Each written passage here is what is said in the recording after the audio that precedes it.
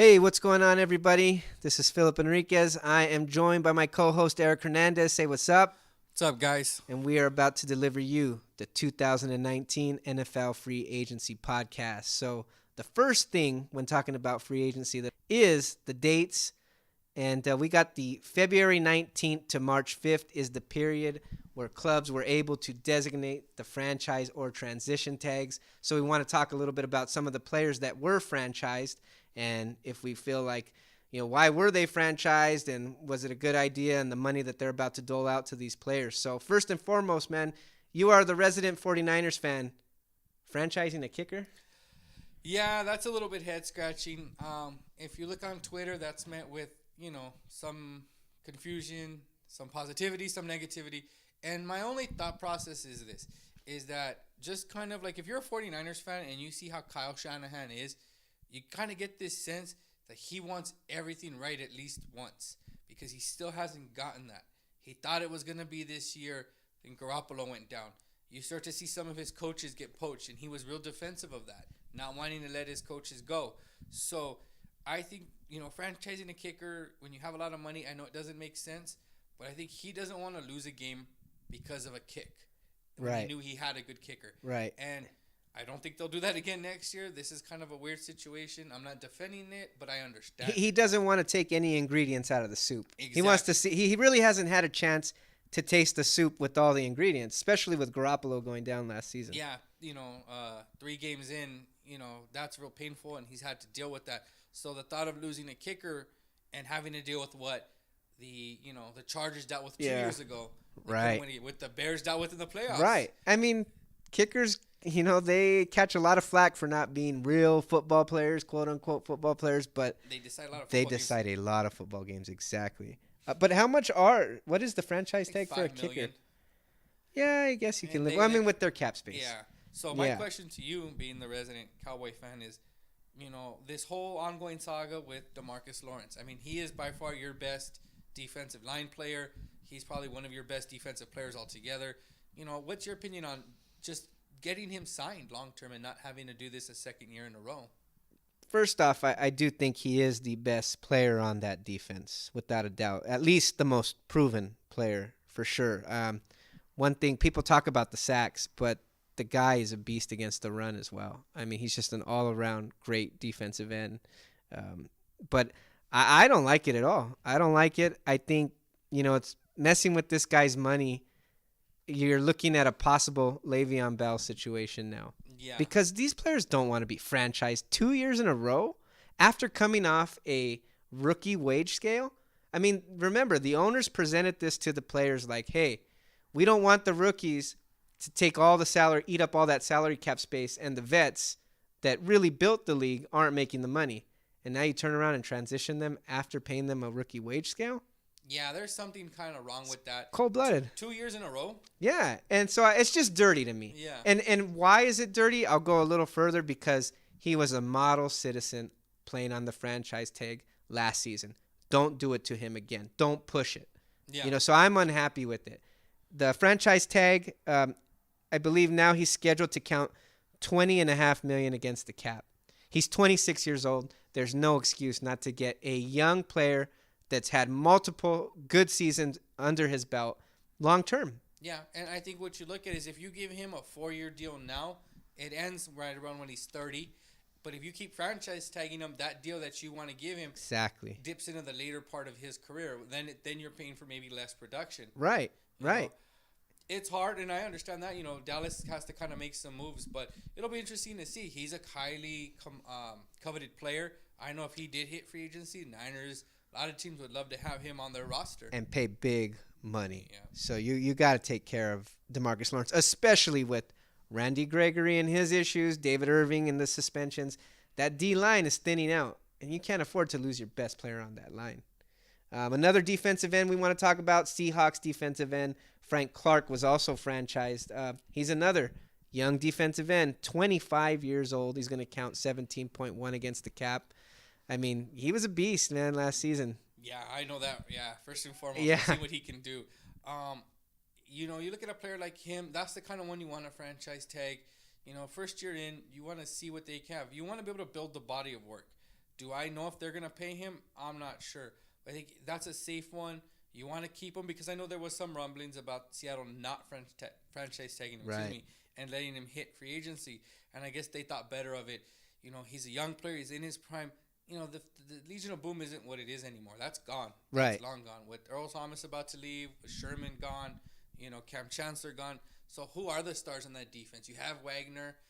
Who else is on that defense that's going to scare you? And I think it's Frank Clark. So it's smart to keep him around. Young defensive ends are not growing on trees. We've got to keep them around. Same thing with Jadeveon Clowney. The Houston Texans franchised Jadeveon Clowney. Again, another young defensive end, 26 years old, $15.9 million against the cap. That's actually not a bad number. Is that because he's an outside linebacker? Yeah, that's what I was reading. It says, you'll notice it'll say DN for, Ware or Lawrence, DN for certain players, and then for Clowney, it's like offense or outside linebacker. Yeah. So that's how they get away with that. Yeah, I was going to say that's a deal for Jadeveon Clowney. Another defensive end, D Ford. If you're noticing a trend here, defensive ends. And it's edge pressure. Being able to right. attack tackles and force the quarterback, in the pocket. We're coming to an age where it's all offense right now. So you need these guys to be able to not just bend around the corner, but drive through tackles. These guys are great defensive ends. You will never see them hit free agency, at all. Right. Right. Yeah, and I mean, D Ford, if it wasn't for that boneheaded play.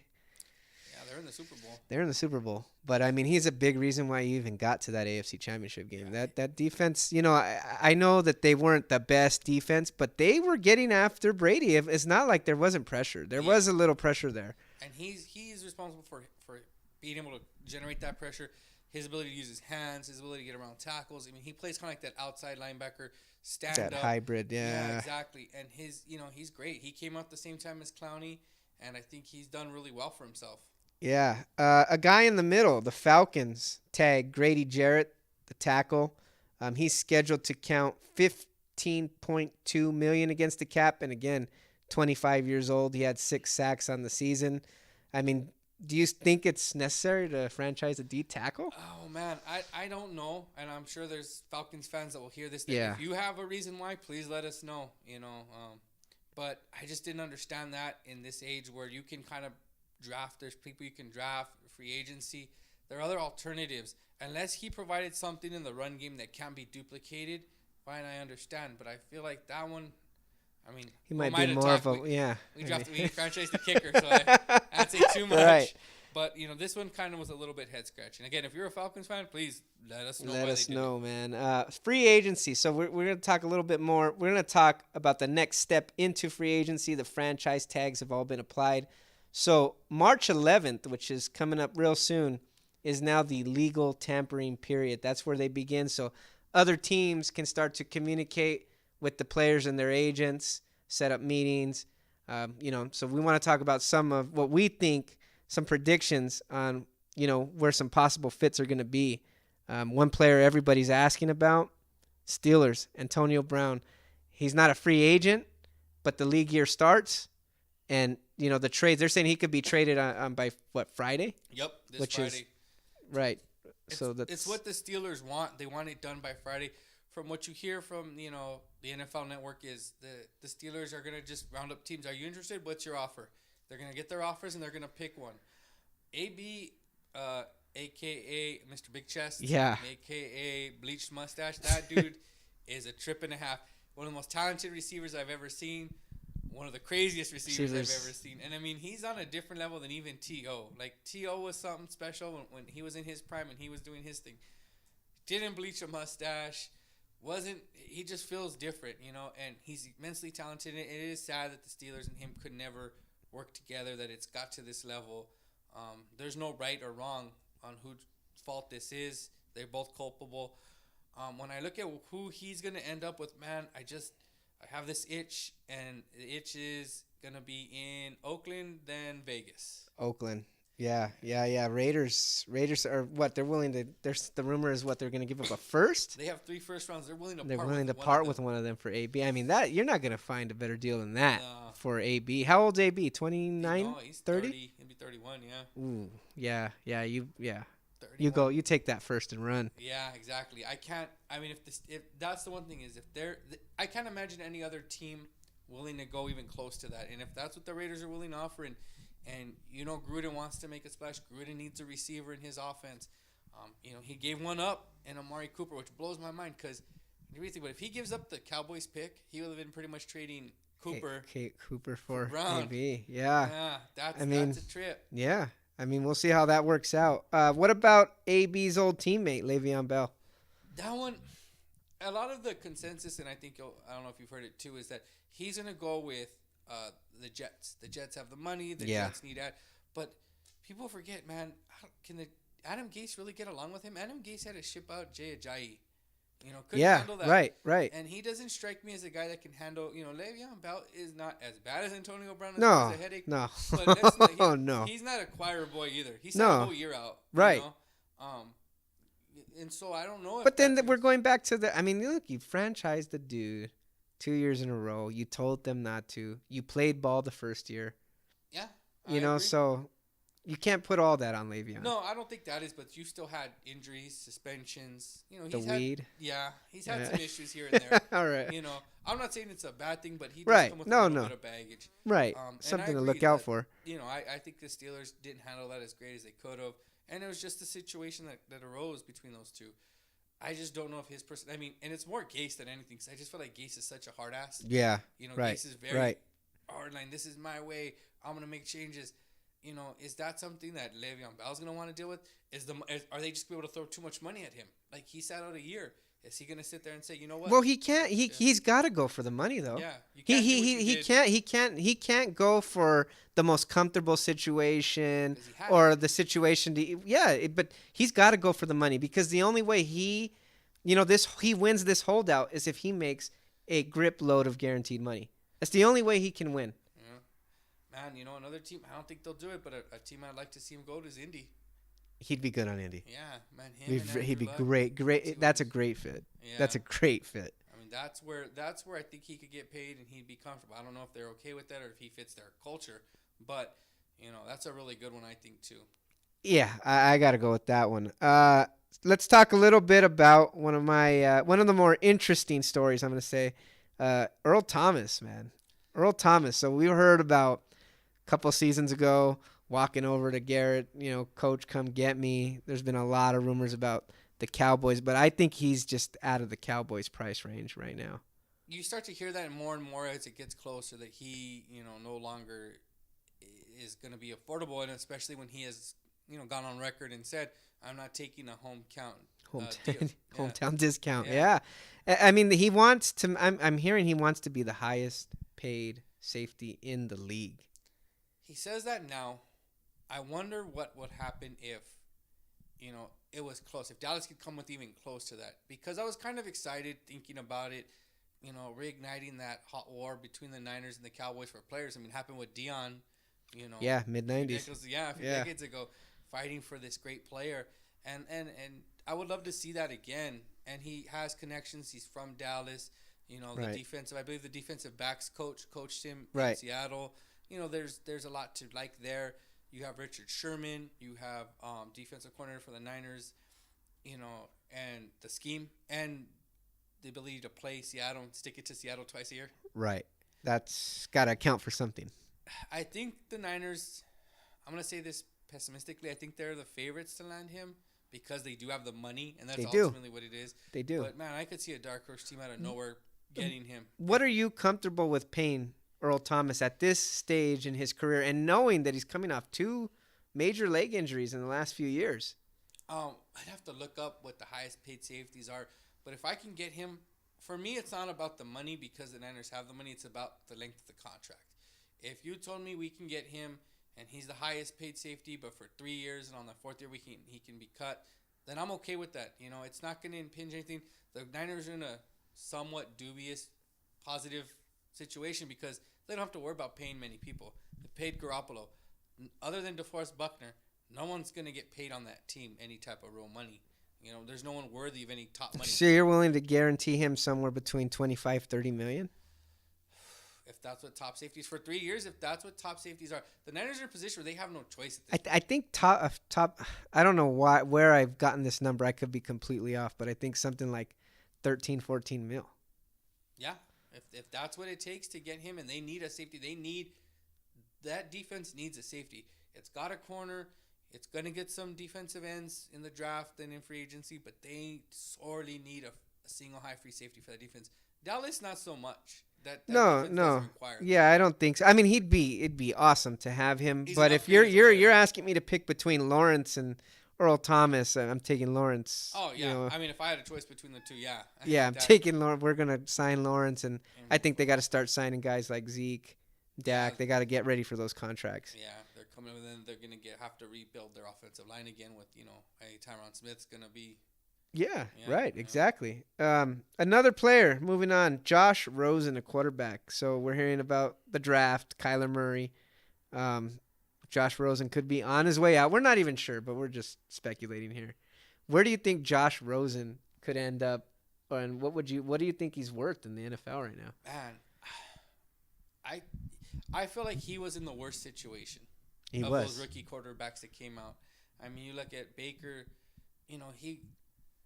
there's stability. As the crazy sounds, there's actually a stable plan in Cleveland for the first time in my lifetime. Yeah, it feels like forever. Somewhat. There's a direction. There is. Yeah, I'll say that. There's a direction, which is a fucking big step for Cleveland. It is huge. And you look at with the Jets, you felt Sam Darnold had some things there. It's just Cleveland is a mess. Cleveland's a dumpster fire. Because not only are you getting rid of your coach, because the Jets did that, the Browns did that, but you're getting rid of your coach, bringing in a coach that wants another quarterback already. Yeah. Right. And that's got to be rough, And we've heard the rumors that Rosen, if he loses respect for you, I mean, he's going to check out. Yeah. And do you really want to do it? There's a little bit of Cutler in there, that we're like, you know what, you have to be at his level for him to respect you. He's immensely talented. I don't think anybody can really argue that. You see it even in games where they were garbage. He can throw the ball. He can throw with anticipation. He can put it where he wants. He's really skilled in that way. If you're a team like the Redskins who have a chance right now to offer up a second-round pick and get him and say we're going to restart our franchise with Josh Rosen, we have our running back. They got last year in the draft. They got an LSU. It was Geis, right? Yeah, Darius Geis. You have with the 15th overall pick, you can turn around and add offensive linemen. You can add defense. If you're the Redskins, take this opportunity. At least call and see what it'll cost you. Redskins are talented too, man. Yeah. They really are. I think they're a bit of I don't know. They're like I want to say they could be a potential dark horse team next season if they get a quarterback. Exactly. Get things going. So also in free agency, who else we got to talk about? Any other names out there that? Well, there's some. You have some defensive ends that are getting like Trey Flowers. New England. Yeah. They're never really gonna franchise anybody. That's no. Rare. Where he ends up, you could see him go down with his OD coordinator Brian Flores down in Miami. You look at Ziggy Ansah, they're letting him go. That's right. Where he's gonna end up. There's a few safeties. Tyrann Mathieu. You think the Niners are gonna pick up one? It's hard to say. The rumor I'm hearing is the trade actually for Emerson Griffin, the defensive end out of Minnesota. Yeah, right. And I would be intrigued by that depending on how much that costs. Obviously, it's when you're giving up draft capital, you want to know what you're giving up. Right. We trade from great. What did we give up? Did we give up a second? Did we give up a fourth? Did we give up a sixth? Yeah. That always changes things. But watching him firsthand, I remember watching that game a couple of times. I recorded it when they went up and played Minnesota, and his abilities to just get through our best tackle in Joe Staley time and time again is something special. Being able to get him just in case they don't land Bosa in the draft or they don't get Sweat or they trade back to where the DNs aren't as good. Right. To be able to trade for that. Flowers, I'm not sure.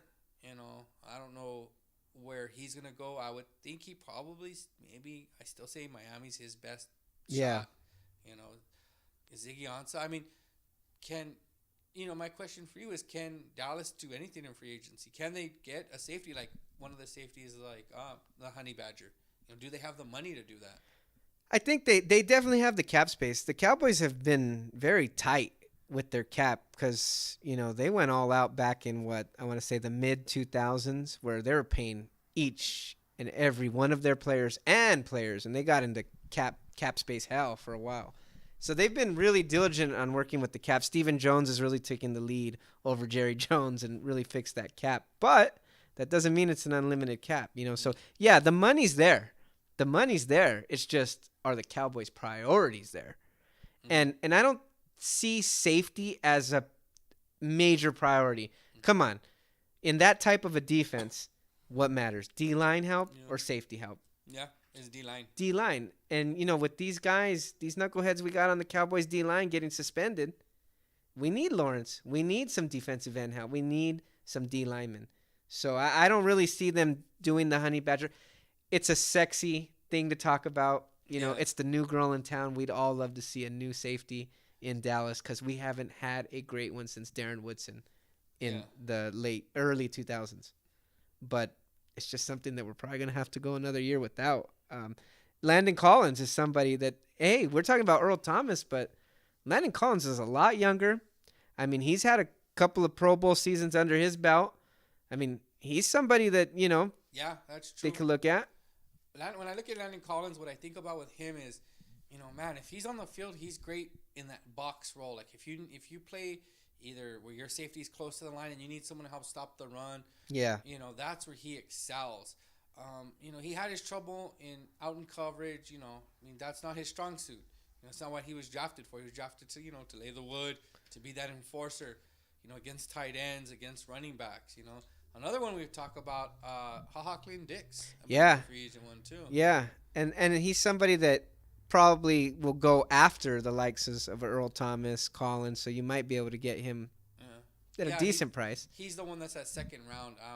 The Ravens releasing Eric Weddle. Yeah. That's an interesting one. Because if you think Weddle has 1 year left, I mean, he's probably worth the look. Yeah, I feel like I kind of just have this weird issue. Does he end up in New England? Yeah, doesn't he seem like a New England guy? He does seem like a New England guy, right? Yeah. He does. That could be interesting, too. Yeah, they'll get him, and then in the AFC Championship, he'll pick somebody off. He'll pick off Rivers. And make it all worth it. Yeah. Yeah, it's how they roll. It is, man. But I'm looking at some of these free agents by position group. Any of these names, any thoughts? Nick Foles. I mean, that's just got Jacksonville overpaying for him written all over it. And Tyrod Taylor? No, I think that train's he's going to be like one of the last quarterbacks that get picked up. Camp help. Yeah. You need a third quarterback. Yeah. Maybe your backup goes down. That's him. Bridgewater. The potential is there. I could see someone taking him and stashing him. Because we never know what he was. He will always be the greatest what if. He's the what if really is. We know in that draft, we know what Derek Carr is. We know what Johnny Manziel is. We know what Blake Bortles is. We don't know what Teddy Bridgewater is. We know what Johnny Manziel was. Fitzmagic. Oh, man. You know what? Is it an odd shit? Yeah, it's an odd 2019. I'd be picking him up. Something. Right, he's Every out there. Every other year, that dude's leading teams 10 wins. So. Yeah. I mean, other quarterbacks are really, you got Geno Smith, Matt Schaub, Josh Johnson. Oh, man. I guess Kaepernick really should be playing. Yeah, that one was pretty when we got there, I was like, there's no Robert Griffin III. Oh, they released him. That's interesting because who do the Ravens have behind Lamar Jackson? I think they probably will. Yeah. You'd either bring Tyrod. That's what I was thinking. Yeah. You read my mind. I was thinking Tyrod too. Tyrod Taylor.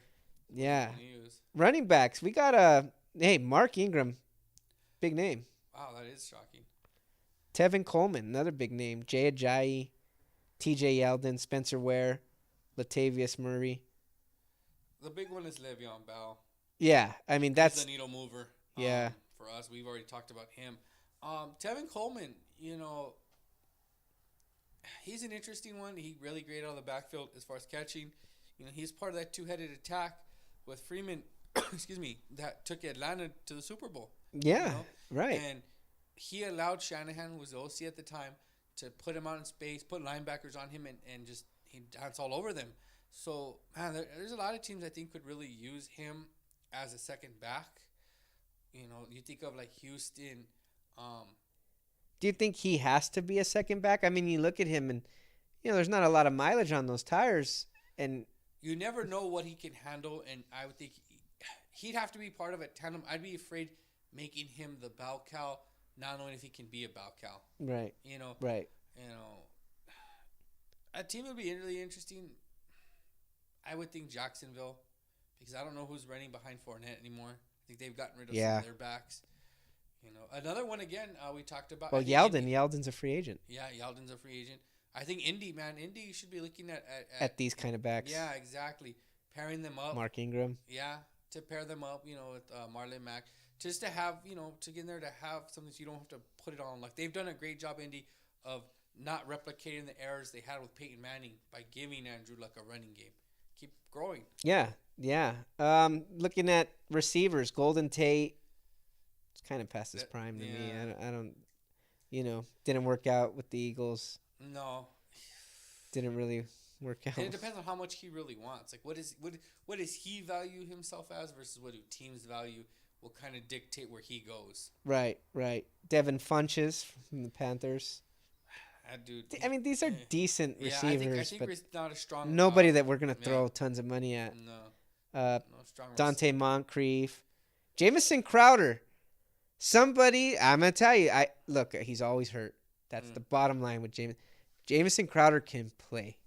Jamison Crowder, just if we can play this what if game, and we know football is all about staying healthy, being available. But if he can be available and you can get him for cheap. He's a good player, man. That's a receiver. Cole Beasley. Is Cole Beasley going back? He's done. He's done? He's done. Him and Cowboys management have been feuding for years. Really? Yeah. I thought he was their man. He was gonna be their Edelman or Amendola, their little engine that could. He's done. Yeah, and I like Beasley's a good player, but you know what? He's a slot receiver, and how much do you want to allocate to a slot receiver? He shouldn't be. He's your third or fourth option, and he's a great one to have. So do you think Dallas dips into this free agency market just for somebody, not the highest one, but for anybody in this? I would take a shot on Jamison Crowder. Yeah. I mean, if you're confident that you have 2 or 3 solid wide receivers, why not take a chance on Crowder? Because it's Gallup, Cooper, then him, right? Right. Yeah. And I mean, I sounds good to me. Yeah. Tight ends, the often injured Tyler Eifert. Man, I thought he was so good when I seen him. He is. Yeah. It's just he can't stay healthy. Made of glass. That sucks. The Sean Lee of tight ends. Dang. Jared Cook. Raiders. I forgot about that guy. Yeah, I'll never forget the picture where he dropped the ball and just looked at the ball and looked at his hands, and I was like, that's the Raiders season in a nutshell. Yeah. Offensive tackles, Trent Brown. That's an interesting one. Former Niner, traded to New England, helped them win a Super Bowl. He's not a bad, just talking about it, he's scheme dependent because as a pass protector, he's 6'8", 360. He's a monster. So if you run like a power scheme where you don't ask them to get out, like the issue with the Niners was Shanahan runs that zone scheme. He wants his tackles to be able to get out in space, get on linebackers, and that wasn't his game. But if you need someone, you run like a power like New England. They just ran it down people's throats, play action, and that's it. The tackle, he stayed there. So if you're in the market for a tackle, he's a good option. Yeah, a really good option. I mean, I'm looking at the defensive side of the ball. A couple players we haven't talked about: Ndamukong Suh, Sheldon Richardson, Muhammad Wilkerson, former Jets back in the day. But nobody really that you have to. No, you have to get in your office. Suh's name at this point, right? If it's Suh, it's a name. Suh was a beast against the Cowboys. Yeah. I feel like they paid him to play that one game because he basically took over that game, and that was it. Yeah. I didn't see him before that. Didn't hear from him after that. But I really feel like if Suh wasn't in that game, we had a shot. Yeah. So you want to pay him for that? I mean, if you're like Redskins and you want to get your one game against Dallas a year. Yeah, you might want to do that. Linebackers, Jordan Hicks, C.J. Mosley. Yeah, they let him go. Did not franchise him. Wow. I mean, he would be a great addition. The 49ers linebacking core is pretty barren. It is literally rookie, Fred Warner and nobody else that really. Well, I mean, look, I'm reading the Jordan Hicks. A good one too, yeah. Denzel Perriman. Yeah, was it? Chargers. The Chargers. Quan Alexander. Former Buccaneer, yeah. Yeah, so I mean, there's There's some talent there. It's actually some talent there, yeah. It'll be nice to see some of those, man. If you're a Kansas City Chiefs fan, you better be like, can we get one of those at least? Yeah, exactly. Oh, Ronald Darby. Oh, that's right. I mean, coming off injury, but still, you might be able to get him for a price. And other than that, really nobody of note. I mean, that's about it on free agency names, man. Yeah. So it'll be it's the big name. It's more the trades. What happens to Rosen? Where does Brown go? Bell? Yeah, did all that drama pay off for AB and Le'Veon Bell? Yeah. I mean, the big part of the story this offseason has been the dysfunction of the Pittsburgh Steelers. Which is so shocking because in my whole youth, they were the most stable. Maybe not always the most successful, but you never heard so much chatter. And, man, if they're Batman, the New England Patriots are Bane because they broke them. They broke them. They broke the Pittsburgh Steelers. The Pittsburgh Steelers are not what I remember the Pittsburgh Steelers to be. They are and maybe, you kind of rebuild, and to me, they should have known this already, and it was more Ben, wanting to placate to Big Ben Roethlisberger and try to get a championship, but you should know that the writing was on the wall. These guys weren't going to stay. If you know your organization, that's what makes the Patriots. They know who's going to stay and who's going to go. Right. The minute Randy Moss started complaining, they shipped him out. Middle of the season, I believe. Just here you go. Yeah, he was done. They knew what they were doing. Right. You have to be able to understand that. And now you're gonna. When did the Patriots ever make a move that they regret? They just find these guys. What was it with Chris Hogan? Just picked him up, and bang, he had a great game. I think he was part of the game, the AFC Championship to get them to the Super Bowl against Atlanta. He had a great game. They just know what they're doing, and they can. It's just who they are. They are the team of my generation and maybe of all time. The way they run their franchise. They're the greatest. Yeah. They're the greatest dynasty of all time, and that hurts me to say. Yeah. But different reasons for us. I can't deny it, man. That's like I can't deny it. I mean, I remember on Twitter after that Super Bowl win, I literally put I thought it made me think of the ending of Ron Burgundy. Mm-hmm. Do you remember where Ron Burgundy was in the he was at the zoo, right? Yeah. Who was the pandas? Yeah. Right? He was in that panda, place, and he then was messing with the bears. Right? Yeah, the bears, right? And so then the guy gets the ladder and he holds it, and he goes, "Damn it, I hate you, Ron Burgundy, but damn it, I respect you." That's my feeling towards the Patriots. Man. I've never seen anything like this before, and their greatness, and they'll find people in free agency, and they'll make them work. Yeah, Trent they Brown, are. They just find guys that will work. And they work for a year or two, and then they set them up on these contracts, and then they ship them out. The Patriots, I remember doing a power ranking earlier in the season, or last season, and I remember thinking, man, the Patriots are like a old school building, just like a castle, where when one brick cracks, all they do is replace it because the castle's in place. Bill Belichick that design is flawless. Yeah. And so they don't depend on one brick. No. It's the system. Yep. When one brick cracks, they just replace it, and it's all going to work. It's all, and that's what makes them And if you believe the reports, I mean, this is even more impressive because if, all of everything that happened between Garoppolo and Belichick and Tom Brady is to be believed, the idea of what he thought the team was going to be isn't what it is right now. So what he's created on the fly. Once he was told, you're going to have to send Jimmy G somewhere else, then you have to think, okay, the offense he was building in his mind for the next year was not the offense that took the field. Right. And we can tell right away because it became a run-heavy. Gronk wasn't out catching passes as much. No. They were. No. And their ability to just transform time after time through their whole dynasty. And, this is not a Patriots podcast, but just for a second, and it ties into free agency because they did it through free agency during this period. Right. The Niners can't say that. The Cowboys can't say that. The Steelers can't say that. The Packers can't say that. Only they can, and because they know what to find and where to find it. And that's the goal in free agency. Yeah, the Patriots really don't win on day one of free agency. No. They win in the middle of it, and then ultimately they win in the end, man. Yeah. But, yeah, that's about all I got, man, for free agency 2019. We'll see how it all ends up. I'm sure we're going to have a lot to talk about after this, man. So we're signing off here.